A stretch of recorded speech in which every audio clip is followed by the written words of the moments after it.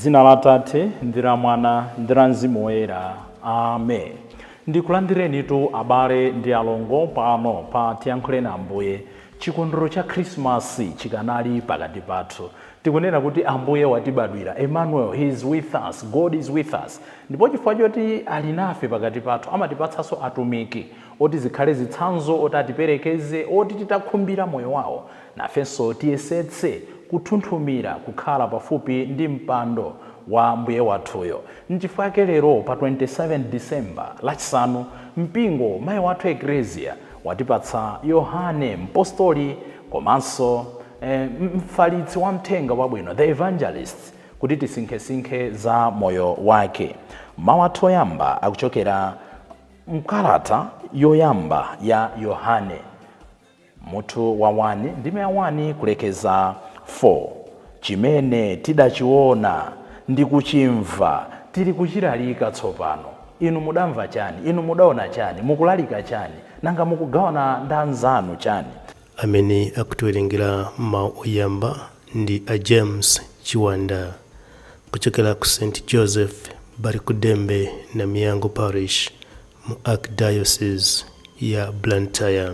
Salimo yathu, salimo namba 97, ikuti chauta ndiye mfumu, anthu apa dziko lonse lapansi akondwerere chifukwa iye ndiye mfumu. Ndipo mawu athu amumthenga wabwino ndi monga adalembera Yohane mutu wa 20 ndime ya 1 kulekeza 8. Ophunzira wina adathamanga koposa Petro nayambirira ndiye kufika kumandako. Tili mkatikati mwa Christmas koma mthenga wabwino ukutitengera ku nkhani ya Pasaka, ya kuuka kwa akufa, pali ubale pakati pa Christmas ndi Pasaka.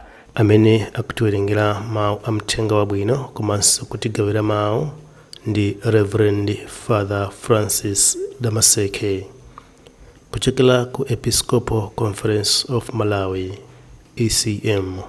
Tiyenitu abale ndi alongo tisinkhesinkhe limodzi. Mawu oyamba. Mawu ankalata yoyamba ya Yohane woyera.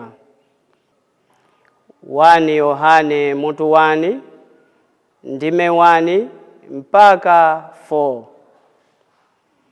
Tikukulemberani za iye uja amene adalipo kuyambira pachiyambi, amene tidamumva ndipo tidamuona ndi maso athu, amene tidampenya ndithu ndipo tidamkhuza ndi manja athu.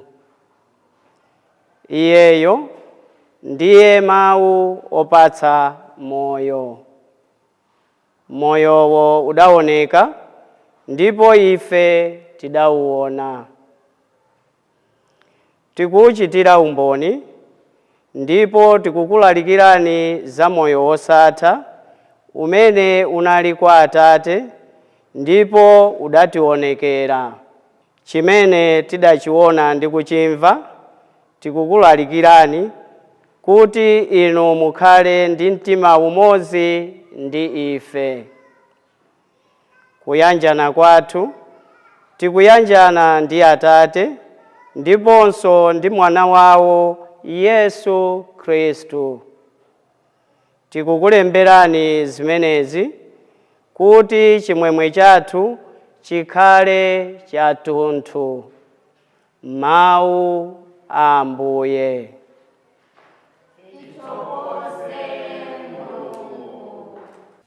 Ambuye akhale nanu. Mawu amumthenga wabwino monga adalembera Yohane oyera. Ulemu kwa inu Ambuye. Pa nthawi imeneyo Maria wa ku Magadala adathamanga nakafika kwa Simoni Petro ndi kwa ophunzira wina uja amene Yesu ankamkonda kwambiri. Adawauza kuti awachotsa Ambuye m'manda ndipo sitikudziwa kumene adawayika. Pamenepo Petro ndi ophunzira wina uja adathamanga pamodzi kupita ku manda. Onse awiri adathamanga pamodzi. Koma ophunzira wina uja adathamanga koposa Petro nayambirira ndiye kukafika ku mandako. Adawerama naona nsalu zija zili potero koma iye sadalowemo.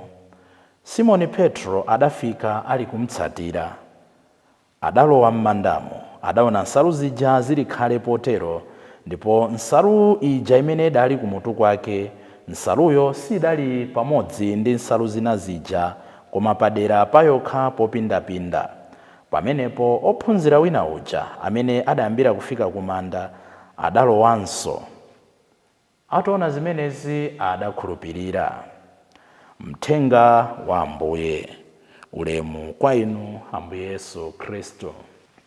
Abale ndi alongo, monga ndanenera kuti lero mayi wathu watipatsa chitsanzo chabwino cha utumiki, chitsanzo chabwino chokhala pafupi ndi Ambuye Yesu, chitsanzo chabwino chakudzipereka, komanso chitsanzo chabwino chonena kuti tikamva mawu a Mulungu azitisintha. Inde tikukondwerera Yohane mwana wa Zebedeyo, amene anali mmodzi mwa ophunzira 12 a Ambuye Yesu aja, amene adantsatira Ambuye Yesu mpaka kumapeto kwa moyo wake, ndipo amatchulidwa kuti the beloved disciple kapena the beloved apostle. Ino ndine tili ndi chitsanzo potengera zimene zimachitika mmoyo mwathu. Titha kuyang'ana kumene kuchokera Yohane adawapatsa mayina oti opyangatana abingu apo anenji, kusonyeza kuti kuthekera kosintha chifukwa cha mphamvu ya mawu a Mulungu tili nako ino ndine. Ndimafuna kuti ndi chaka cha Yohane, monga tichitira nthawi zonse ndine, in a bullet way tikambirane mfundo zisanu izi. Choyambirira, Yohane akutionetsa kuti pakusowekera mwa ife kuphunzira kukhala pafupi ndi Ambuye Yesu. The power of love and intimacy with Christ. We must prioritize our relationship with God in Jesus. Kunena kuti pazina zonse zimene tingachite, chimene titsogoze monga adachitira Yohane, nde ubale wathu ndi Ambuye Yesu. Munthu amene ali ndi ubale weniweni ndi Ambuye Yesu amakhala ndi chimwemwe, amakhala ndi mtendere, amakhala okhululuka, amakhala omvetsa. Sitikunena kuti samatha kuchimwa, akachimwa amadzuka, akalakwiridwa amakhululuka, akakhala kuti walakwitsa amapepesa. Ubale ndi Ambuye Yesu umatipangitsa kuti tizibereka zipatso zimenezo. We must now work out how to prioritize our relationship with Jesus. Ambiri mwa ifo kamba zona zimene timatsogoza nzinthu zomvetsa chisoni, nzinthu zochititsa mantha, nzinthu mwinanso zosayenera kuzitchula mpagulu pomwe. Ambuye Yesu mwa Yohane akutionetsa kuti chofunikira choyamba mu business yanga ndipange connect business yanga kwa Ambuye Yesu. Mbanja langa ndilipange connect banja langa ndi Ambuye Yesu. Musembe wanga, let me connect my priesthood to Jesus. Everything that I have, I must connect it to Jesus. Yohane adakhala ndi Ambuye Yesu moyo wake wonse. Sadalole kenakake atangozindikira kuti naka kankhosa ka Mulungu kamene adamuonetsa Yohane Mbatizi ndena adamutsata, pena amagwa pena amapunthwa, koma timamva ndi uja amene adakakhala close to Jesus ku last supper. Ndi uja tikawerenga Yohane 13:23 akuti adatsamira, adakhala pafupi ndi chifuwa cha Ambuye Yesu. Ndi ujena amauza kuti tafunsa Ambuye kuti kodi akunena ndani za ameneyoyo. Let us prioritize our relationship with Jesus. Chachiwiri chimene Yohane akutiphunzitsa ndi kufunika kokhala ndi ubale ndi anzathu. The importance of community and brotherhood, ka sisterhood. Ambiri zimatiyabwa kukhala limodzi ndi anzathu, kukambirana ndi anzathu, kudyera limodzi ndi anzathu, kuchitira zinthu limodzi ndi anzathu. Yohane sanatero. Remember akutchulidwa kuti the beloved disciple, ena amanena kuti the beloved apostle. Tikawerenga amanena kuti ophunzira uja amene Ambuye ankakonda kwambiri uja, onse aja ankakonda, koma love is like that. Amakhalapo wina oti ndithu kantima konse kalipo. Yohane anali such a friend to Jesus. Koma ngakhale anali choncho, sanambe kudzitukumula, sanambe kudzisankha, sanambe kukhala payekha kuti inetu Ambuye amandikonda nde palibenso chifukwa choti ndiziyendera ndi anzanga. Ayi, nthawi zonse anali kupanga value the community, the company with his friends. Nchifukwa yake mukamva kuti pa nthawi imene Ambuye Yesu amachita ma events akuluakulu mmoyo mwawo, nthawi imene ankapita pa phiri paja na amasinthika maonekedwe, Yohane, Yakobe komanso Petro anali nawo. Mmene ankapita ku nyumba kwa apongozi a Petro amene anali kudwala malungo, Yohane, Yakobe komanso Petro anali limodzi. Mmene anapita munda wa Getsemani muja anatenga gulu lina nkulika apa, kenaka anawuza ophunzira ena aja, tatiyeni apo, kodi inu mukugona? Yohane, Petro so titha kuona kuti ngakhala anali beloved apostle, John valued the community. Tilipo anthu ena ndimangoganizira ndikanakhala ineyo kuti Ambuye Yesu nkumandiuza kuti iweyo ndi my beloved, iweyo ndi afrenya, kukadakhala kusimbwa kuyerekedwa. Yohane sanapange choncho. It's a lesson to us to value friendship, to value communal life. Ndena timafuna nthawi zonse tizichitiridwa, tizimbiridwa foni, tiziguliridwa mphatso, tizichitiridwa zakuti. Sitimafuna ifeyo kukhala anthu opereka, timafuna ifeyo tingokhala anthu olandira. Yohana akuti no. A good disciple of Jesus is the one who values friendship, who values communal life. Chachitatu ndanena kuti ndi zinthu 5. Yohana anachitira umboni moyo wake wonse choona. His gospel focuses on light, truth, eternal life. Nthawi zonse Yohana amalemba zoti kumbutsa ife kuti tichitire umboni choona. Choona chidzakupatsa ufulu. Yohane 8:32.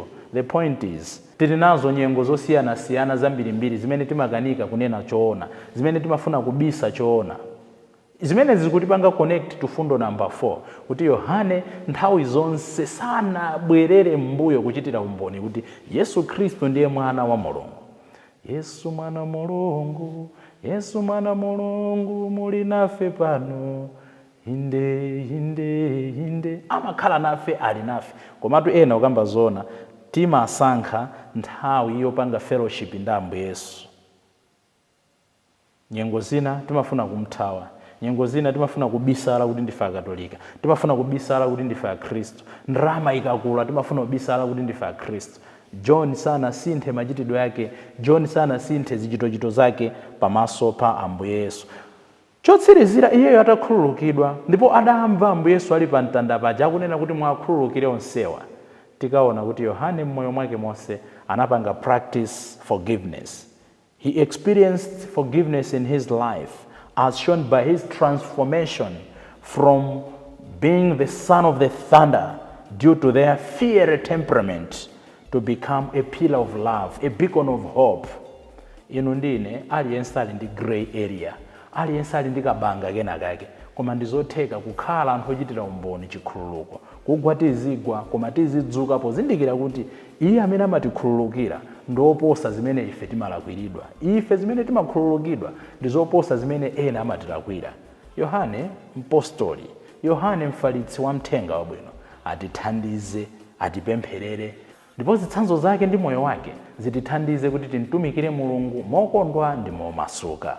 Dzina la Atate ndi la Mwana ndi la Mzimu Woyera. Amen.